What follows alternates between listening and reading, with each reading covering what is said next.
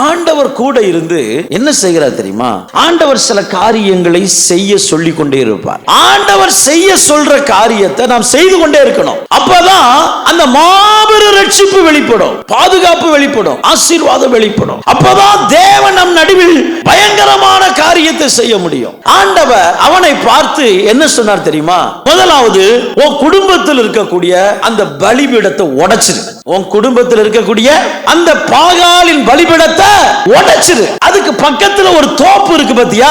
அந்த தோப்பை என்ன செய்யுது? வெட்டி போட்டுரு.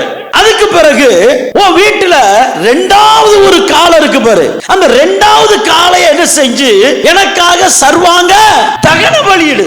ஆண்டவர் செய்ய சொன்னதை இவன் பயந்து போய் பகல்ல செய்யாம நைட்டு செய்யறான். 10 பேரை கூட்டிட்டு போய் பகல்ல செய்யாம, ஏன் அந்த ஊருக்கார ஜனங்களுடைய அவர்களுக்கு பயந்து பகல்ல செஞ்சா ஒரு பேரும் நம்மளை செய்ய விட மாட்டான், சண்டைக்கு வந்துருவான். ஆகவே ஒரே நைட்ல இரவோடு இரவா என்னென்ன செய்யணும்? முதலாவது என்ன செய்யணும்? பாகாலின் பலிபீடத்தை என்ன செய்யணும்? தகர்க்கணும்.